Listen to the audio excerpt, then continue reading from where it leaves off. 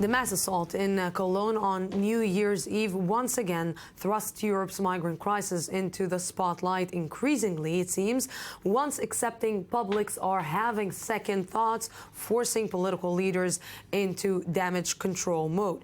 Joining me tonight to discuss this is Daniel Shek, former Israeli ambassador to France. Good evening. Hi, Lucy. Also, Gisela Dachs, the Zeit reporter in Israel. Good evening. Let's start with you. You know, I asked this before and I will ask it again. Stereotypes in this decade and always were very easy to manage, to maneuver. And let's say extreme parts of the German society or the European society don't need a lot now to finger point the migrants. This is maybe the best case that they can put out there and say, you see, what we warned is happening.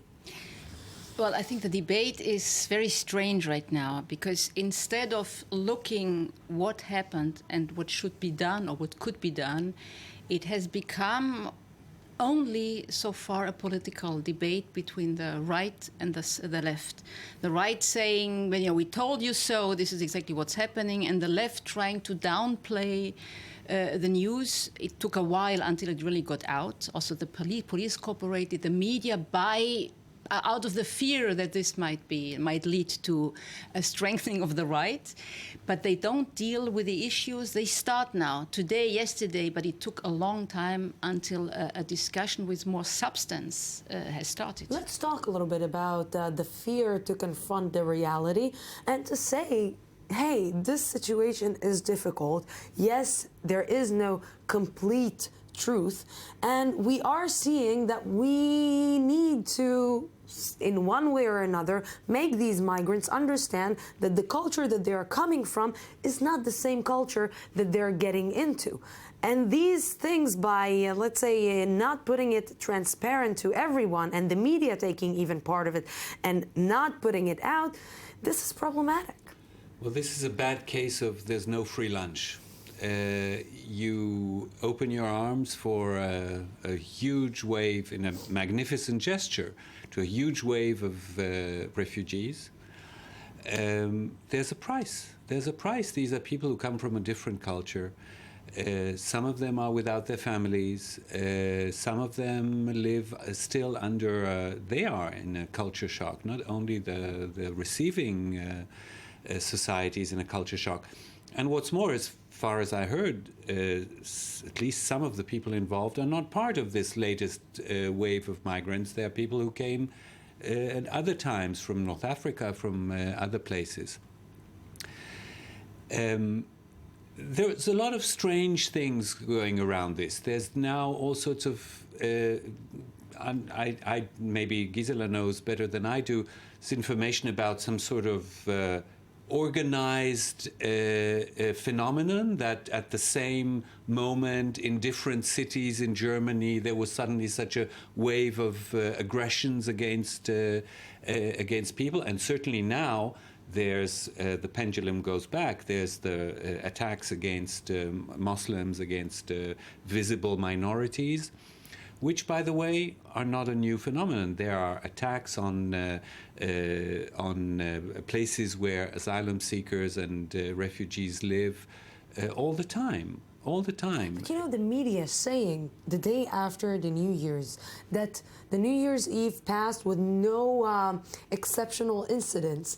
And today, when you're living in an era where social media is the first media that everybody... It's ridiculous. It's well, this ridiculous. is why the chief of the police of Cologne had to step down, because exactly that they said in the day after that nothing unnormal had happened, and then a few days later a report came out where, and then until the end of the week, more than 300 women only in Cologne complained, and then it got just much different than what they said before. They tried to downplay it out of politically correctness, many things at the same time.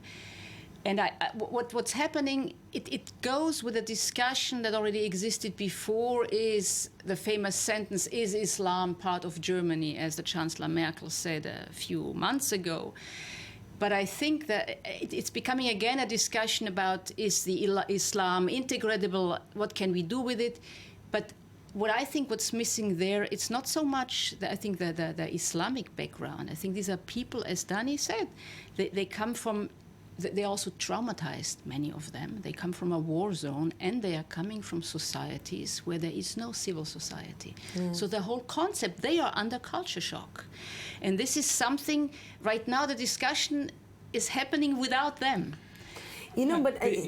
just as an example, France received massive numbers of immigrants from Muslim countries. Over years, it was a gradual thing. And they could not integrate them. Look at what's happening. So imagine in this sudden downpour of refugees who are really alien to this culture, there must be breakage. There must be... You know, people don't understand, and I think that maybe the viewers don't understand that when you're coming from an Arab culture, when you're coming from a Muslim culture, you don't see women celebrating and drinking alcohol and dancing on the streets like as a usual manner. Maybe unless they're considered indecent. Exactly, yes. Unless they are, or maybe being even killed because they did something like that. And then they're coming to Europe and they're seeing this. And sometimes, you know, I'm watching this, even me, if I'm going to a small village in Israel, an Arab village, and I'm dressed in a certain way, people will look at me in a totally different way and tell me and call things to me, like phrases and words that, you know, I will ever hear here in Tel Aviv. So I think that the viewers don't understand this, and I wonder if this discussion is brought in or is discussed in the German media. Well, or in the German society. It is, but very, very carefully. Because again, it's immediately, whenever people speak out, and a few of them do, then the counter argument is immediately, but you are giving fuel to the right wing, and we don't want that. So in my opinion, you have a wrong discussion about freedom. As one of the most important anchor women on German TV, she said, and we should not give in to what has happened. We should continue with our culture of welcoming refugees. We have to fight for our freedom. And what did she mean? She meant that the freedom meant not giving into right-wing parties. But freedom, fighting for freedom, means also calling things by their name and fighting for... And combining forces with the right and the left to understand what is happening. This has come as a shock. And now there is all kind of, even what is interesting, you're having a third generation of migrants, Muslim women, coming out by now saying, but there is also structural violence of white males. It's not only them. So it's becoming, again, even inside this discussion, something... who is being a victim more than in a specific situation? Generally speaking, it's not a bad thing that there is a discussion about the safety of women and about aggression against women and about sexual harassment. It's a healthy discussion in any society, and you know, I dare anybody to tell me that there is no sexual harassment in Germany, excluding Muslim men. Of course, there is. Just one point, I'm not at all surprised that this is a totally political debate or that there's a very thorough attempt to turn this into a political debate, because it is the number one issue by which the opposition is trying to destabilize Angela Merkel.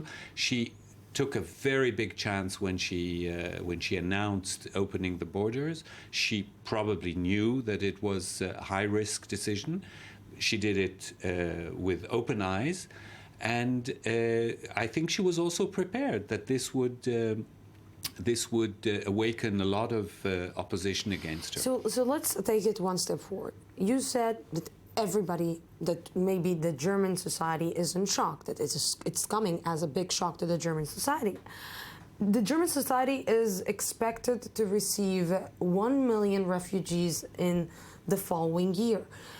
If we are looking at the current situation, how long can the German society or the West society continue being in shock? And, you know, you can be in shock for 1 or 2 days, but at a certain point you need to get out of the shock and start understanding that this is a bigger problem, or to open your mind that maybe there is a certain discussion that you didn't I mean, start my with. impression still is that the people in charge really don't know what to do. I mean, Merkel now is kind of saying, well, she was very firm on that by saying this should never be allowed. There's nothing to be done to make this looking nicer as it is. It is awful, and these people should be thrown out of the country if it is seen that these are refugees. She has been very clear.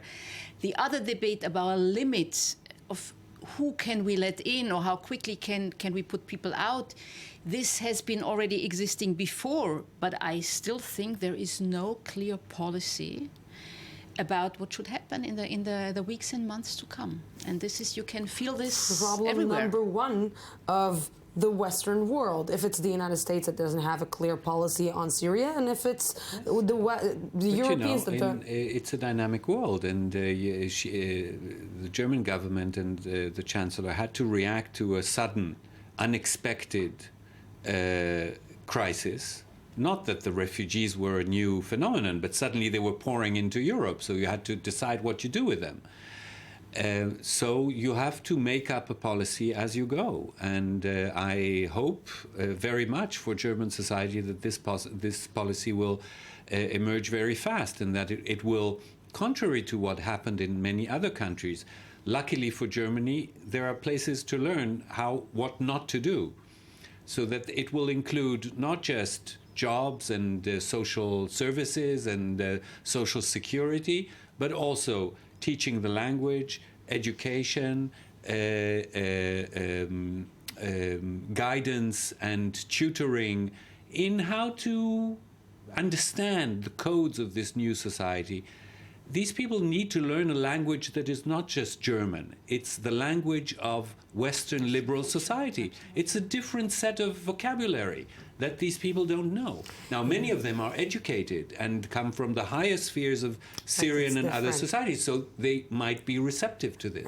And I think that the Arab Spring just proved that you cannot just create democracy in 2 days or few months. Gisela and Daniel, thank you very much for this.